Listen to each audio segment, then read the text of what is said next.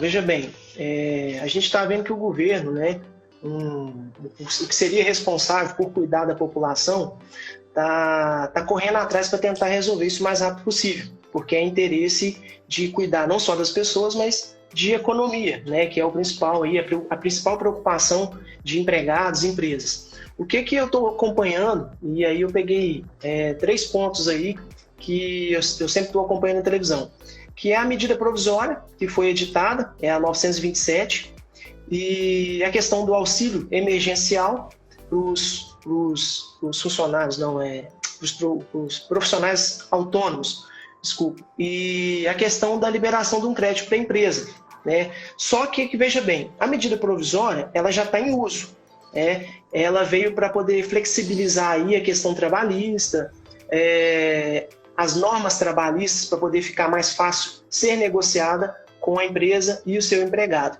Então, assim, essas outras duas, tanto esse auxílio emergencial quanto essa linha de crédito a ser liberada, que inclusive foi falada na sexta-feira, eu não vou entrar em detalhes, até porque ainda está pendente ainda de aprovação, né? Então talvez seria um pouco imprudente falar alguma coisa sobre isso. Se mudar alguma coisa, a pessoa vai ficar vinculada àquilo. Mas eu vou explorar de uma... Isso tem tempo para que possa ser aprovado ou não? Normalmente, você sabe me dizer quanto tempo isso leva? Porque nós estamos vivendo uma situação de emergência, né? Cara, se a gente fosse seguir o tempo mesmo que é determinado, não seria feito agora. Mas tudo está sendo feito às pressas, né? Então, por exemplo, esse auxílio já foi discutido, já foi votado na Câmara dos Deputados e agora está dependente de aprovação do Senado. Então, eu acredito que segunda-feira a gente já deve ter alguma posição sobre isso mais específica. Como é que vai ser, quais são as pessoas exatamente que vão ser beneficiadas, que tipo de procedimento vai ser feito, e até depois eu vou puxar um assunto nessa questão. Mas a questão da medida, voltando aí, o que eu vi nela? Inclusive, recentemente eu fiz um vídeo na parte da manhã sobre essa medida, sobre um dos artigos que havia sido publicado dessa medida, que era aquela possibilidade de suspender o contrato de trabalho por 4 meses. E isso tornou uma discussão feia, né, na internet. Voltou atrás, não sei o quê, essa história, isso, né? Perfeitamente. Um artigo, e aí que eles 18, viram, parece?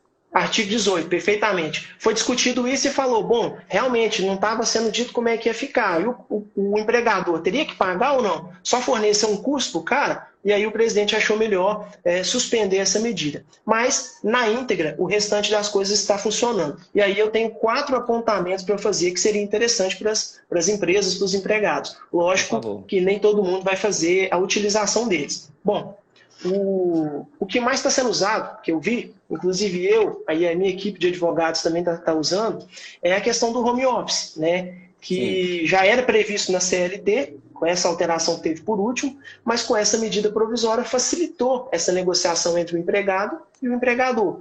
Então veja, se a empresa tem essa possibilidade de permitir com que o funcionário fique em casa trabalhando em home office, ele vai continuar recebendo salário e realmente não vai ser mandado embora. No meu caso, por exemplo, como advogado, eu consigo tanto atender um cliente, fazer a documentação, entrar com o processo e ainda receber honorários, né? Agora, no seu caso, que exerce a questão de odontologia, talvez o home office, no sentido da palavra de trabalho, não vai ser bem-vinda, porque você precisa ter contato com o cliente, né? Mas eu acredito. Não tem como você fazer um canal, cuidar de um aparelho de uma pessoa por home office. Então, talvez, para o profissional dentista não vai ser muito bem visto essa questão. E outra coisa que a gente analisou como apontamento aí, seria a questão das férias, né? A concessão de férias também, que foi permitido essa maior flexibilidade, tanto para o empregado quanto para um coletivo. Então, o que vai acontecer aí? O que é de benefício? A empresa pode conceder as férias individual ou mesmo as férias coletivas, diante de um acordo bem mais simples com o empregado ou com essa quantidade de empregados, com a coletividade. E, em contrapartida, lógico, a empresa tem que ter condição financeira para poder arcar com isso, ela vai poder reter aquele 1/3 que iria ser pago com as férias. Só que ela não vai deixar de pagar esse 1/3. Momentaneamente, sim. Só que ela vai pagar esse 1/3 junto com o 13º. Então, veja, é uma maneira que o governo encontrou da empresa ter em caixa alguma quantia a mais para poder custear outras contas e conseguir se manter no mercado. Então E a aí você pessoa pode receber lá no fim do ano, em novembro, junto com o 13º, é isso? Perfeito. Um terço das férias que seria somado a ela, sim, perfeito. As férias ele vai receber normal. As Mas um a férias mais que pagaria seria, agora. Uhum. perfeitamente, perfeitamente. E aí, veja, uma outra situação. Talvez você tenha empregados na sua empresa que ainda não completou um ano de empresa. Ele ainda está naquele Sim, período que a gente chama de período aquisitivo, né? E sim. só depois de um ano que ele poderia tirar essas férias. Então, essa medida provisória também flexibilizou isso. Ela permite que, mesmo que o funcionário não tenha ainda esse período preenchido, ele pode ainda conceder as férias para ir. Então, seria também uma saída que a gente viu que, dentro das medidas, que a gente não vai esgotar aqui, uma saída muito boa. Tá? Certo. E. No meu caso, eu vou usar a Hum, minha realidade, porque a gente pode trazer para mais próximo aqui. certo. Eu fui obrigado a dar férias coletivas para a minha equipe toda, e eu acho que assim, o bom senso prevaleceu. Nós fizemos Uhum, uma reunião e realmente o capital de giro das empresas ele está sendo muito afetado nessa crise. Porque as nossas obrigações, elas continuam, né? E eu sim.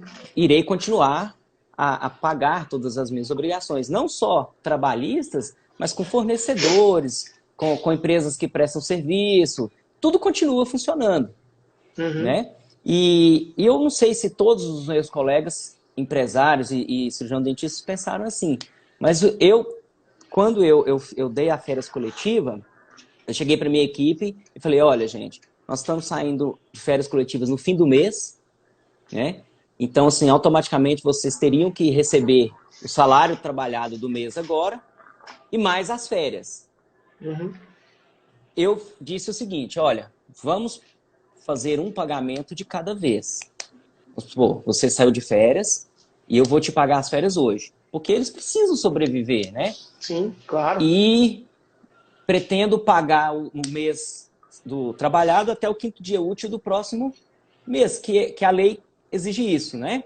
Uhum, A própria equipe entrou em consenso e falou assim, olha, caso não consiga, a gente te dá mais uns 10, 15 dias para que você faça o pagamento desse mês. Isso, perfeitamente. isso a gente está fazendo algo de errado ou não? Bom, é aquilo que você falou, né? Você está sendo, Frente à você tá lei, us... né? Isso, você está usando o bom senso, né? Então, veja bem, se você concedeu essas férias, quando elas terminarem, no caso, e se ainda tiver permanecendo essa situação, você teria que optar por uma outra maneira ou continuar pagando o salário, né? E aí Uhum. vai ter uma outra opção dessa medida provisória aí. Mas, Tá enfim, lá. você fez certo. Por quê? Porque você pensou, inclusive, na situação financeira da sua empresa. Então, você tinha condição de fazer isso nesse momento, então a opção foi Sim. conceder férias coletivas. Mas a gente tem que pensar que longe de você tem outras pessoas que ainda estão bem abaixo, que ainda não têm essa condição. Então, teria que realmente preocupar com essas pessoas. Aí, veja bem, até a gente vai tratar disso aqui, que é aquela liberação que está tendo, que foi falada na sexta-feira, é uma medida emergencial aí de concessão de crédito para essas empresas, para poder Ah, pagar até sim. 2 meses de salário. Só que não tem nada decidido. Mas essa é uma preocupação que ainda não existia, e você, no caso, né, a pessoa que está no seu lugar, que não tem uma saúde financeira quanto a sua empresa, vai poder utilizar isso então para fazer. Então é também uma saída interessante, que ainda não está definida, mas é possível de se definir aí nessa semana. Ótimo. Legal. Tá? Uma outra coisa, Guilherme, que eu queria colocar, não sei se você trabalha, mas é o banco de horas, que também foi sugerido nessa medida provisória. Então, Explica, por favor. o funcionário que está em casa, ele vai continuar Hum. recebendo o salário também normal, mas em acordo com a empresa, vai ser feito um banco de horas para que essas horas que ele está deixando de trabalhar sejam acumuladas para que em 18 meses, depois que regularizar essa situação, o empregador possa ir descontando gradativamente. Então, veja, não serve para todas as empresas, mas aquela que utiliza, por exemplo, 2, 3 vezes na semana, uma hora extra. Então, ela pode usar isso para não pagar e sair do caixa da empresa, mas poder descontar nessas horas. Então, é uma saída também interessante para aquelas empresas que vão utilizar esse banco de horas, né? Se já não utilizam, né? Ah, interessante. Tá? É curioso que esse assunto ele gera muita dúvida. Inclusive, amanhã eu tenho uma live com o contador. Então, Sim. assim, creio que ele vai poder nos ajudar bastante com relação a todos esses detalhes, né? Top. porque ele está ligado diretamente a essa função, né? Eu posso fazer mais uma pergunta que eu recebi aqui ou você quer complementar algo? Não, pode fazer. Tá Bom, tranquilo. vamos lá. Hum. Diante de tantos decretos, orientações e informações nas redes sociais que vivemos, o que as pessoas de fato devem seguir para retornar às suas atividades? Então, Qual dessas milhões de informações nós devemos seguir? é o que você começou a falar no início, né? Esse bombardeio de informação aí de maneira desordenada. Veja bem, Sim. eu até no meu Instagram, eu fiz um vídeo falando sobre isso, que eu já tinha ficado indignado. Até cheguei, como você, a sair de alguns grupos que estavam fazendo muito isso. Veja bem, esse compartilhamento de informação desordenada gera como é que eu vou falar? Uma preocupação maior, né, por parte dessas pessoas, né? Que a gente já está vivendo num momento de preocupação. Então, veja, para cuidar desse caso inesperado que nós tivemos aí, que é o coronavírus, foi feita uma lei federal, que é a 13, se não me engano, a 979. E ela falou o seguinte, ó, qual que é os procedimentos que nós vamos adotar para cuidar dessa quarentena, ou dessa doença que está nos assustando. Logo em seguida, veio o presidente, fez um decreto regulamentando aí os serviços públicos e os essenciais que poderiam funcionar. E assim como bem fez os seus governadores de cada estado, fez os seus decretos, seguindo o que está na lei e especificando o serviço público e os essenciais. Aí eu vou usar como exemplo aqui, veja bem, o estado de Minas Gerais. O governador veio e fez um decreto falando o serviço essencial e público é esse. E ainda vou mandar fechar todos os comércios. E aí vem aqui em Uberlândia, por exemplo, o decreto seguiu esse mesmo padrão. Levou em consideração a lei, o que falava o decreto estadual, e também fez um decreto municipal falando que é para poder fechar. E aí fica aquela dúvida, como você falou. O que eu vou respeitar? Eu recebi uma mensagem aqui de uma pessoa que está lá no Mato Grosso e falou que está funcionando. Eu posso voltar a funcionar? Não. Aí é onde você tem que ter o cuidado das informações desencontradas. O que você precisa ter em mente? Saber se na sua cidade, no seu município, tem um decreto que te permita ou te proíba voltar a essa atividade. Ou quais atividades já foram permitidas. Se não tem um decreto, você vai analisar o que está no decreto estadual. Então veja, se o município tem um decreto, você vai seguir ele. Se não tem um decreto, vai depender do que está no decreto do estado. Certo? Certo. Veja bem, então vamos lá. Se o prefeito aqui da minha cidade, Uberlândia, amanhã fizer um decreto e manda todo mundo voltar, as clínicas de dentista, clínica de estética, comércios, enfim, tudo vai voltar ao normal, salvo se ele especificar quais que podem ou não. E aí, essa medida está indo de encontro com a medida, com o decreto do governo? Pode ser que sim. E aí, eu, empresa, vou ter alguma responsabilidade por ter voltado? Não, porque aí a responsabilidade vai ser do governador com o prefeito. Você não está, porque você não está descumprindo nenhuma ordem. Melhor, você está seguindo uma ordem do prefeito que tem competência para isso. A gente não está falando de hierarquia de normas, mas assim como o presidente tem a competência para fazer um decreto, o governador tem a competência para fazer o decreto estadual, o prefeito também tem a competência para fazer o decreto municipal. Então, antes de mais nada, você vai procurar saber se pode ou não voltar, se a sua atividade está disposta a voltar, procurar saber se teve alteração no seu decreto ou no decreto estadual. Aqui em Minas ainda está vigendo o decreto, tanto aqui o Uberlândia municipal quanto estadual, para manter fechado. Certo. No nosso caso, e de muitos colegas, nós temos um órgão que fiscaliza a nossa profissão, que é o Conselho de Odontologia, tem o Conselho de Medicina, entre outros conselhos. Sim. Esses conselhos, eles também têm feito alguns pronunciamentos. E pelo que eu recebi, o Conselho vai autorizar o retorno, só que com algumas ressalvas. Aí, a minha dúvida, essa é minha. Se eu volto a atender, e como que eu vou saber que eu estou infringindo algum decreto, vamos supor, municipal ou federal? E se eu descumprir, qual consequência que isso pode ter para mim como empresário ou como profissional da área de saúde? Tá, beleza, Guilherme. Boa pergunta. Veja bem, o seu conselho, corrija até se eu estiver enganado, ele serve para emitir algumas resoluções de como proceder os profissionais em questão de atendimento e tudo mais. Então ele não tem esse poder de mandar você voltar. Ele não pode, porque o decreto está aqui e o conselho, a resolução do conselho está aqui. Então, ela está inferior. Então, por mais que o conselho mande, vocês podem voltar a trabalhar. Não funciona dessa maneira. Porque se estiver vigente um decreto municipal que todos os estabelecimentos têm que ficar fechados, não é o CRO que vai fazer isso voltar a acontecer. Tá? Então, na verdade, ele vai expor as medidas que você tem que seguir. E aí é importante isso. Vamos seguir o exemplo aqui de Uberlândia. O prefeito vem, decreta que pode voltar às atividades. A empresa, a clínica, por exemplo, tem que seguir o que está no decreto. Veja bem, o decreto fala, deixo que todo mundo volte às atividades, só que do meio-dia às 6.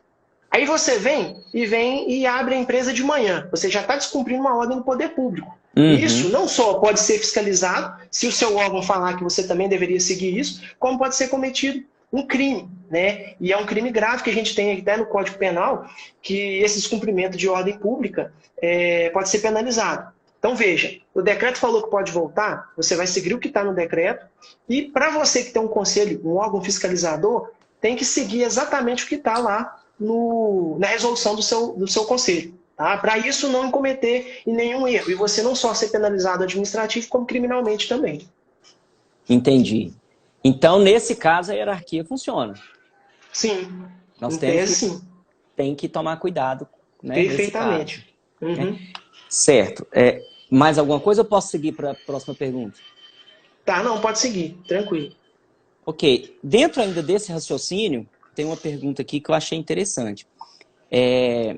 As clínicas e os profissionais da área de saúde em geral podem criar um formulário ou um checklist para que o paciente possa preencher para afirmar que foram tomados os devidos cuidados biológicos antes dos atendimentos. Eu acho que essa dúvida o colega quis dizer o seguinte, caso seja permitido o retorno, autorizado o retorno, a gente criar um formulário, um documento onde prova que foram tomados os devidos cuidados com relação à desinfecção, à asepsia do lugar. Porque se porventura, vamos imaginar, que o paciente contrai o coronavírus e fale que foi lá dentro do consultório daquele profissional, cara, até ser aquele velho ditado, provar que tomada não é focinho de porco, né? Sim. Então os negócios vai ser difícil. O que você acha sobre essa questão? Bom, eu vou até usar uma frase que meu sócio utiliza, né? Que é você poder pecar pelo excesso, né? Isso é interessante se fazer. Não é nada excessivo. Principalmente diante das recomendações que a gente está tendo aí de não ter aglomeração, e acredito que no conselho de vocês também deve ter alguma coisa sobre isso, de ordem de atendimento, ou marcar um atendimento prévio, até para que vocês, profissionais, tenham ciência se a pessoa está com sintomas ou não, se ela tem essa doença ou não. Porque aí você falou uma coisa interessante. Primeiro, que é importante fazer esse documento, é perfeitamente possível fazer esse documento, e isso vai resguardar o profissional. Pode falar. Tive uma ideia. Vamos criar esse documento e deixar ele salvo. A gente envia para quem quiser. Né? Perfeito, pode ser feito. Você junto comigo, a gente redige ele, salva em Word e envia para quem quiser. Perfeito, pode ser feito. Legal? Tá show. Beleza. E aí, você entrou num ponto interessante, se falou assim, e se o cara contrair a doença lá no meu consultório? Olha, veja só, eu até vou pedir o gancho para falar sobre um artigo aqui, do Código Penal. Veja só, artigo de epidemia. Causar epidemia mediante a propagação de germes patogênicos. Qual que é a pena disso? 10 a 15 anos. E se o cara morrer por isso, a pena pode ser dobrada. Então, por isso que tem que tomar esses cuidados. Porque se você chegou, fez um checklist, o cara chegou lá, viu que na clínica tinha álcool em gel, os atendentes da clínica, por exemplo, estavam usando máscara, com todos os EPIs necessários, que você sabe melhor que eu quais são, forneceu um lavabo para essa pessoa higienizar suas mãos. Então, se a pessoa foi e colocou todas essas informações e ainda assumiu que não tem nenhum sinal dessa doença, perfeitamente que você estaria resguardado, porque você está seguindo o que é recomendado. Entendi. Então, isso é perfeitamente possível de ser feito, né? Perfeitamente, perfeitamente. É pecar pelo excesso. E tem uma validade. Isso vai dar um certo assim, vai Só resguardar pegando o gancho profissional. aí, ó, o Neto Vitor está perguntando qual que é o artigo do Código Penal. É o artigo Certo. 267, Neto. Então, beleza, então, fechou. Vamos elaborar esse documento, depois disponibilizar para o pessoal. Vamos sim. Só enviar um direct aqui. Bom, vamos lá então para a próxima pergunta, Alexandre. Deixa eu ver aqui.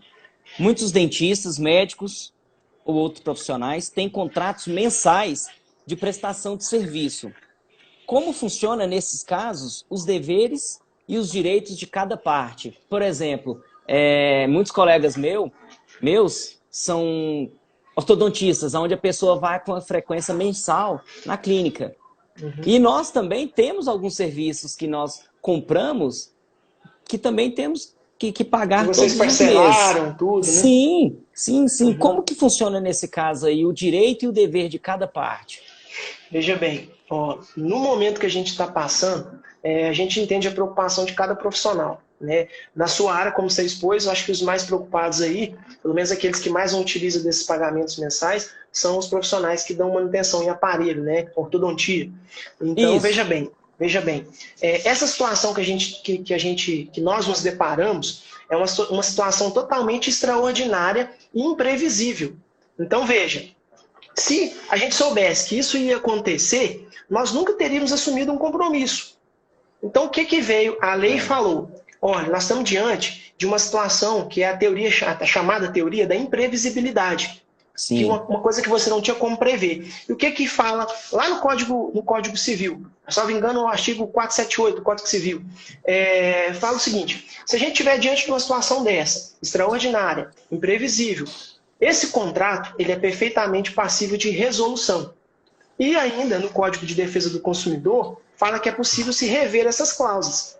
Mas aí nós nos perguntamos, né? Será que é necessário realmente judicializar uma questão dessa, talvez por um valor pequeno de mensalidade, por 2, 3 meses? Talvez não. Para mim, que é advogado, vai ser show. Eu vou defender uma das duas partes e vou ganhar dinheiro. Mas assim, vamos usar o bom senso.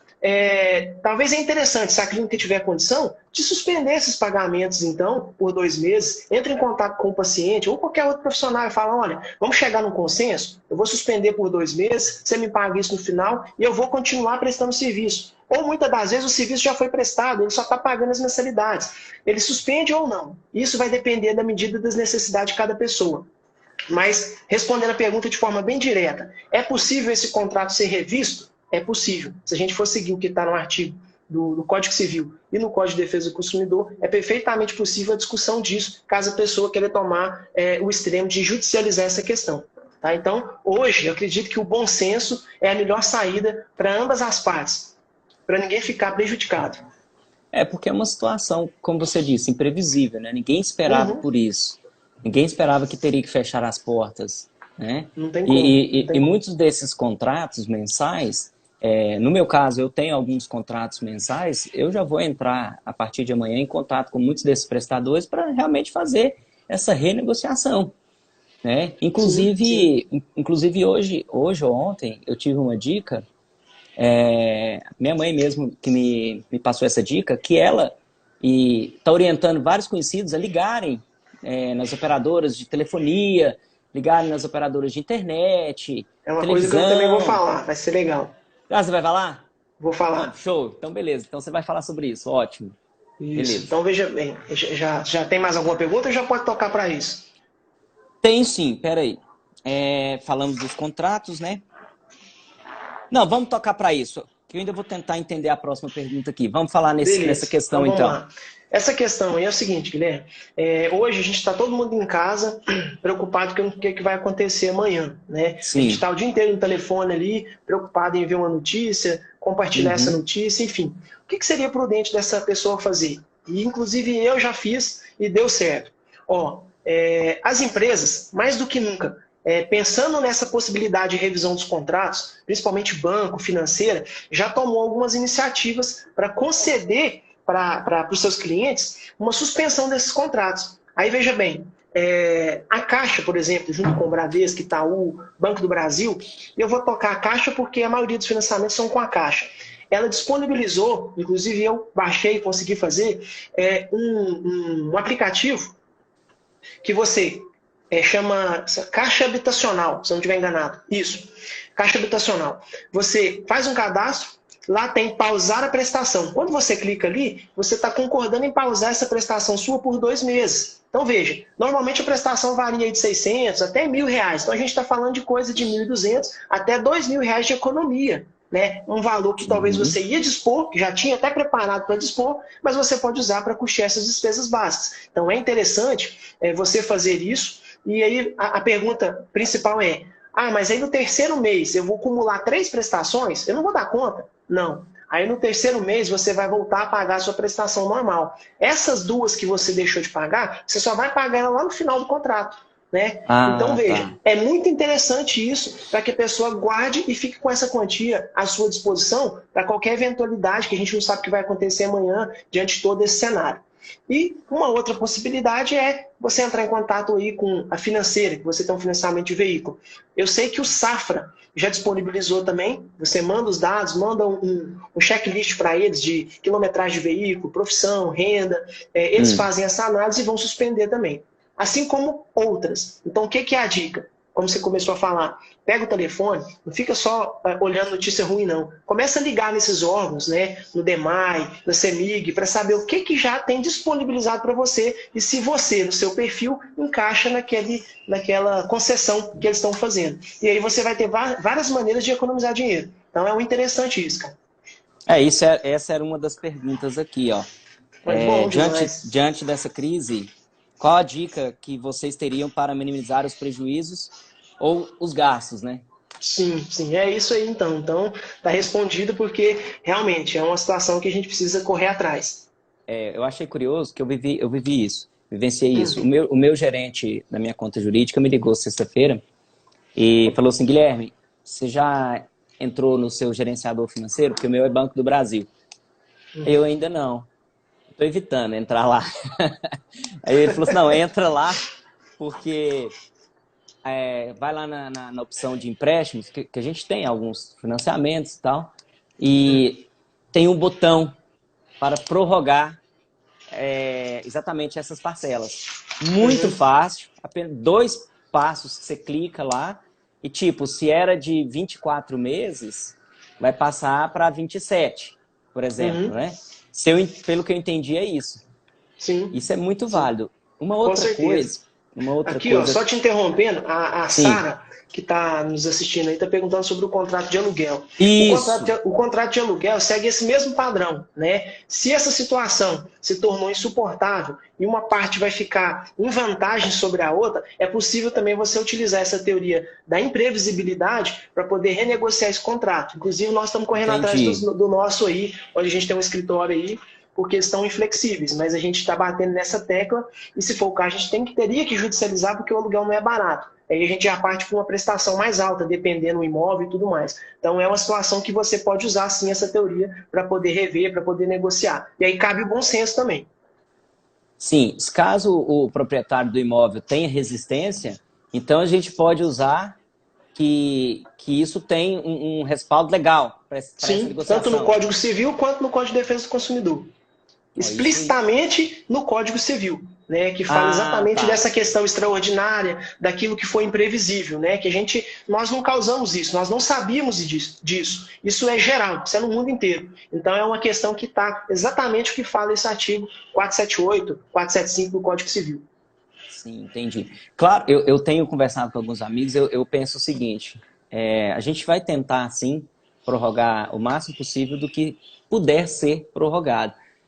Mas o que puder ser feito dentro das instituições financeiras, eu penso que seja melhor fazer dentro das instituições financeiras. Porque, de certa forma, a gente não está congelando ainda mais a economia de modo geral. Sim. Porque eu parar de pagar o meu aluguel, eu parar de pagar a minha faxineira, eu parar de pagar as minhas secretárias, de certa forma, eu estou contribuindo para a bola de neve, né? Sim. Posso usar uma questão aqui, ó? Veja bem, claro. Você tem que pensar assim, ó. Você está falando certinho. Você não pode ser o problema, né? Parte do problema. Você precisa ser parte da solução desse problema que a gente está vivenciando. Isso é extraordinário, é muito bonito mesmo, né? Então, se a gente conseguir fazer isso na prática, é legal. que é onde a gente tocou naquele assunto. Você vai deixar de pagar uma prestação habitacional porque o banco te forneceu isso? Aquele valor que vai sobrar para você, por que você não vai no seu vizinho que está talvez fazendo uma marmita e compra uma marmitex dele? Porque o dinheiro está circulando, Isso. você está ajudando um profissional ali, né, um profissional autônomo. Então você acaba não pensando só em você, pensando nos seus próximos, que eu acho que é isso que nós vamos tirar de toda essa pandemia quando passar, essa proximidade de pessoas que a gente precisa realmente umas das outras, como é o caso que a gente está fazendo aqui agora. Nós temos que ter consciência que nós temos que aquecer a economia local. Sim. Né? Muita gente às vezes fala assim, vamos supor, eu vou pedir um computador na internet, vai vir lá de Santa Catarina, por conta de, às vezes, R$10, cara. Então, assim, eu dou essa dica também e sugiro, caso você realmente precise consumir alguma coisa, consuma no seu mercado, no seu mercado local. Porque faz girar todo esse mecanismo e o cara, o paciente, o cliente, ele vai voltar na sua empresa, de certa forma, para contribuir, manter todo esse ciclo. Não é? Uma coisa aqui, Alexandre, só para falar para o pessoal, nós estamos recebendo algumas perguntas aqui, que essa live vai ficar salva, tá? Fica durante 24 horas. Eu vou providenciar também uma forma de disponibilizar ela depois no YouTube, para que possam ser revistas. E se nós não conseguirmos responder todas as perguntas, eu vou voltar a repetir. A gente vai depois ou fazer outra live ou responder diretamente para essas pessoas, tá? Teve uma pessoa aqui que fez uma pergunta, o seguinte, eu vou tentar, vamos ver se eu entendi. Você falou de uma concessão de empréstimo lá no início da nossa live. Ele disse assim, que deixou claro que para os MEI, até 80 mil parece de limite, e 600 para microempresas, esse empréstimo para pagamento até 2 meses ou 360, para pagamento em até 2 meses. Ou 360 mil a 1 milhão para os empréstimos individuais. Acho que é isso. Tá confuso aí, é o seguinte, eu acho que ele se confundiu na pergunta. Veja bem aqui, ó. Eu consegui pegar aí o que você está com, qual que é a preocupação. Olha aqui, ó. Parece que vai ter uma intervenção do Banco Central e tal. Isso, veja bem. Isso aí está até no Sebrae, no site do Sebrae, tem tudo isso. Talvez uma informação que desencontrou. No início a gente falou que são 3 coisas que estão sendo mais comentadas. Que seria a medida provisória, o auxílio emergencial para os profissionais autônomos e aquela liberação de linha de crédito, que foi falada na sexta-feira. Então veja, esse auxílio emergencial para os autônomos, sim, ele é de R$600 até R$1.200. Né? E aí isso vai já depender. Tem. Isso já foi iniciado. Falta simplesmente o aval do Senado. Depois que isso passar pelo Senado, aí é onde a gente vai entrar na questão de saber quem são as pessoas que vão ter esse direito e como fazer. Né? Então, e aí depois você me lembra só de fazer um gancho nessa questão. Tá, é R$600. Até R$1.200 por pessoa. Tá. Até 1.200. Isso. Mas isso para quem? Para o autônomo, para o microempresário individual e acho que tem eu de cabeça agora não recordo o nome, mas é um contribuinte geral da Previdência. Certo. Eu preciso dar uma olhada com calma nisso, porque ainda, como eu te falei, não está definido. E aquilo que não está definido é até perigoso a gente tocar no assunto, porque pode mudar. E a pessoa vai ficar vinculada àquilo e eu não quero causar mais problema. Mas veja bem, a questão que eu acho interessante, que aí você tocou no assunto também, que é a liberação do crédito. Funciona o seguinte, se aprovar, que ainda não está aprovado, o empregador, foi feito isso em consenso com os 3 maiores bancos, o Itaú, o Bradesco e, se não me engano, o Santander. Os bancos vão ficar com como é que eu vou falar? Para pagar 15% e o governo 80% disso. Vai ter um subsídio?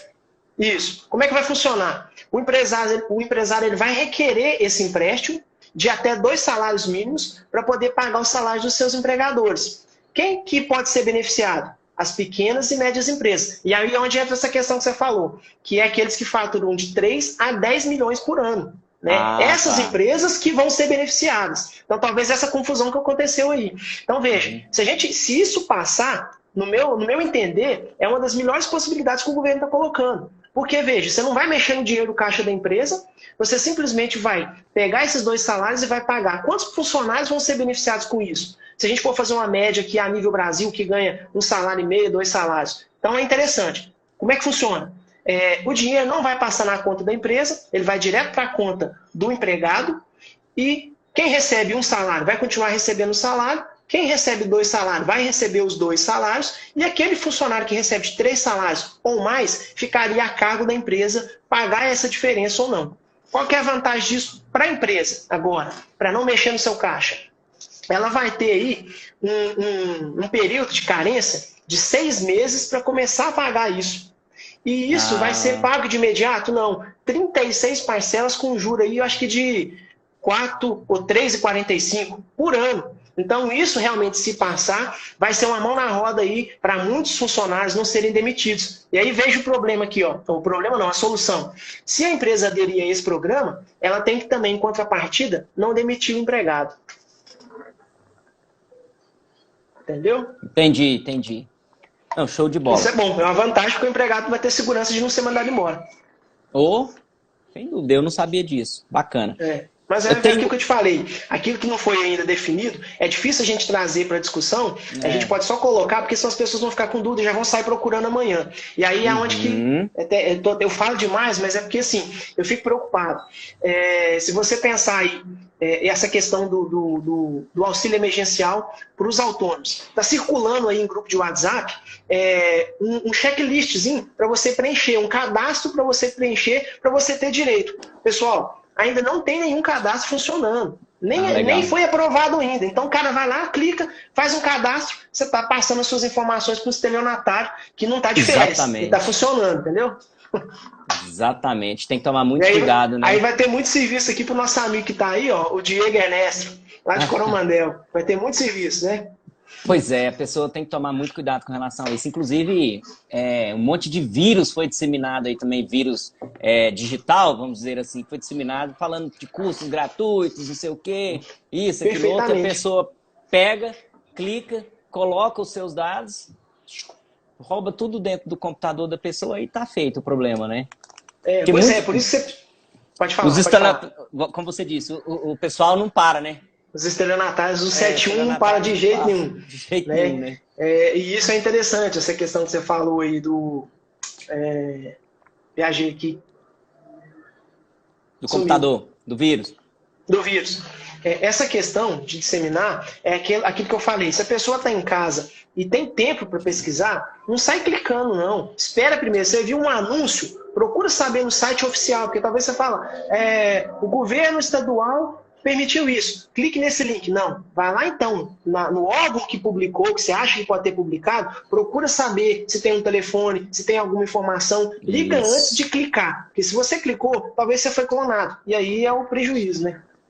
E as pessoas aproveitam dessa fragilidade que nós estamos passando, né, Alexandre? Infelizmente. Infelizmente está todo mundo fragilizado, sem saber o que fazer, para que rumo seguir. Aí vem essas pessoas, agem de má fé e você acaba caindo. Sim, e todos nós caímos, cara, porque a gente está realmente, todo mundo, sem saber o que vai acontecer, né? Então, sim. Aquele dia que foi decretado a quarentena, cara, o tanto de mensagem que eu recebi, falando, curso gratuito, não sei o que, isso, aquilo, outro, site, isso. O cara que vende um curso a R$2.000 vai liberar ele de graça? Não tem como. Né? Provavelmente eu também vi. Né? Que custa? Talvez você vê que é uma informação talvez de um curso de renome no mercado. Então o que você faz? Liga na central desse curso, lá tem um 0800, tem um telefone, tem um site, que lá você vai saber se realmente tem. E se tem, vai estar disponibilizado lá dentro o link. Você não precisa de sair clicando em links que alguém te manda, não. Toma esse cuidado, é muito simples de você não cair num golpe. Apesar que eu já caí, você vê que até a gente que tem essa questão de cuidado, eu já caí em golpe. Então, para muitas pessoas, principalmente como você disse, nesse momento de fragilidade, vão talvez entrar nessa de forma de olho fechado, né? Eu tenho mais uma pergunta aqui. Eu não sei quem é que... Acho que foi o Rafael, ele deve estar online aí, Rafael Vieira. Pago aluguel de um ponto comercial, porém eu já tenho 2 meses pagos. Ele pagou adiantado. E tem um calção também que ele já pagou antes. Posso tentar negociar esse valor para cobrir os próximos aluguéis?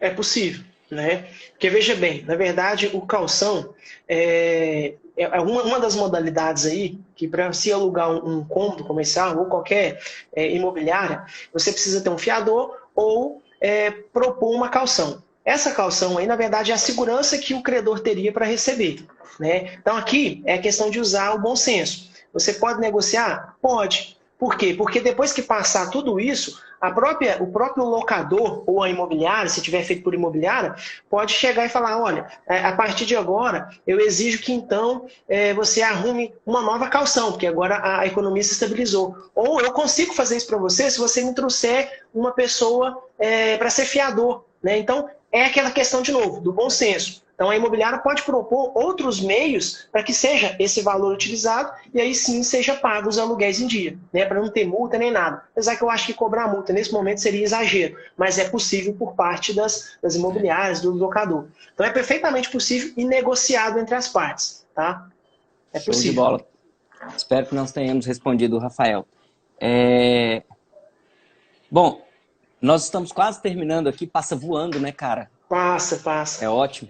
Eu Isso queria, legal. antes da gente partir para o final, eu queria agradecer aqui o pessoal que está online aqui, ó, Rafael, a Gigi, Valeu, o Rafael, Diego, isso aí. o Gilson, Sara, Adriana, Paulo, Liliane, Paulo, Marcelo, Emerson, Sucupira Luiz. tá aí, Gilson?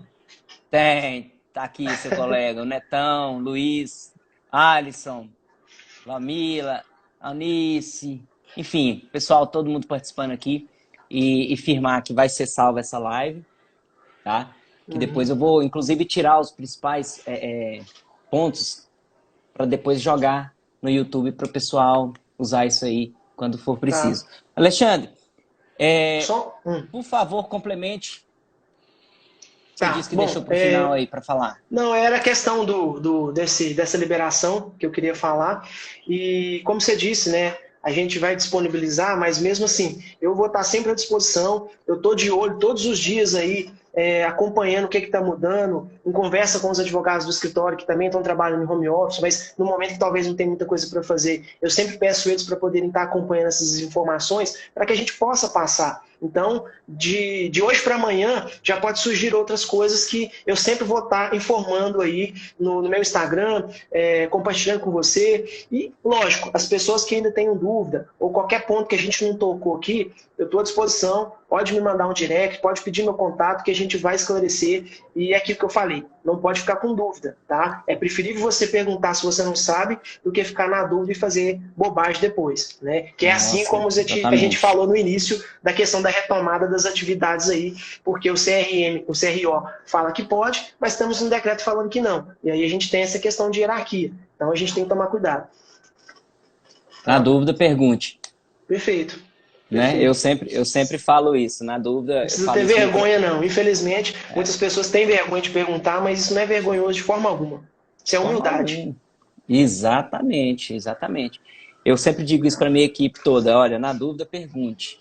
Porque às vezes a pessoa até tem proatividade de correr um risco, só que pode ser que seja irreversível depois, né? Sim. E talvez você vai perguntar para uma pessoa que passou por aquilo, né? Talvez não da mesma forma, mas ele vai poder te dar um conselho para talvez você fazer melhor do que aquilo que ele fez. Exatamente. Show de bola. Então, aqui, uma das últimas... Mais uma dica, doutor, que tem outra pergunta que eu recebi aqui, foi o seguinte. Pede o doutor para dar mais uma dica aí. Eu estou adorando as dicas dele. Nesse momento aí de crise aí. Com relação aos bancos. Possibilidade de fazer portabilidade de dívidas para tentar reduzir os custos? Não sei se você tem conhecimento sobre isso. Bom, na verdade, a portabilidade ela é possível de fazer, né? Existe essa questão de determinação de fazer portabilidade não só de dívidas bancárias, onde um banco compra a dívida do outro porque vai talvez refinanciar, enfim. Mas eu acho que nesse momento, não é o momento de você talvez fazer essa mudança. É o momento de talvez você exigir do banco, da sua instituição, pelo menos de alguma maneira, e aquilo que eu disse, os próprios bancos estão preocupados em sofrer essas revisões de contrato. por conta dessa imprevisibilidade que ocorreu. Então, esse caso, por exemplo, da Caixa, do Bradesco, do Itaú, do Banco do Brasil, já disponibilizarem essa questão de pausar o financiamento, já imaginando que isso poderia acontecer. Olha, para que eu vou deixar acontecer uma revisão de contrato se eu tenho a possibilidade de ser mais sensato agora e liberar 2 parcelas para o cara? O que vai acontecer depois, a gente não sabe. Então, a gente tem que ir trabalhando de acordo com o que a gente está vendo. Então, se, por exemplo, determina que está tudo fechado e não vai abrir de jeito nenhum, pelo menos aqui em Minas, mais 30 dias, cara, a gente tem que sentar em casa e tentar achar alternativas para poder sair disso. Obviamente, muitas pessoas vão ficar sem emprego, mas o que eu posso fazer para poder sair disso melhor do que eu entrei? Será que eu posso, por exemplo, cozinhar uma marmita e vender para o meu vizinho? Sabe, a gente tem que achar uma maneira. Eu estou exagerando aqui, mas é uma maneira que a gente tem que sair disso, porque a gente não sabe o que vai acontecer amanhã. Essa é a realidade. Hoje a gente vai seguir o que a gente tem nas mãos, que é essa possibilidade de negociação com os bancos, não só com bancos, mas com financeira, com qualquer credor seu, por conta dessa imprevisão que aconteceu. E se isso se estender, realmente, e aí você achar que não dá conta mais de bancar um contrato desse e precisa realmente rever isso, ou cancelar um contrato, dependendo da situação, o tipo de contrato, aí você vai ter a total legitimidade para poder requerer isso judicialmente e judicializar essa questão se outra alternativa não for dada pelo credor. Tá? Entendi. Bom, mais uma pergunta aqui entre negociação entre patrão e empregado. Mais alguma observação? A pessoa está perguntando, dá mais dica aí sobre patrão e empregado. Mais alguma observação? Essas dicas aí que a gente colocou, as principais que foram flexibilizadas, porque fora disso não se tocou no assunto. Né? Por que eles levaram isso para a medida provisória, a 927 aí, falando dessa flexibilização? Porque são os pontos mais seguros que teria para poder evitar acontecer. Então, por dizer, será que eu preciso de um acordo coletivo para mim poder gerar uma questão de uma férias coletiva? Não. Então, essas dicas que a gente colocou são a que até então foi disponibilizada aí por essa medida provisória. Né? Fora isso, é a questão, como você disse, do bom senso que você usou no caso dos seus funcionários, né? E que todo mundo pode ser beneficiado. Então vai depender do patrão e do empregado. Tem empregado que fala assim, olha, paga metade do meu salário, não é certo, mas eu vou deixar para você me pagar depois. Talvez eles vão fazer um acordo totalmente informal, que, lógico, é um risco se não tiver amparado por essas medidas, mas se o cara realmente confiar no seu empregado e o empregado confiar no patrão, é perfeitamente possível. Não que é correto diante da lei, mas seria possível uma situação bem sensata. Entendi. Parece que nós temos mais uma pergunta aqui. Bom, nós temos mais alguns minutinhos, já vai encerrar, Alexandre. Gostaria de agradecer você. Sim.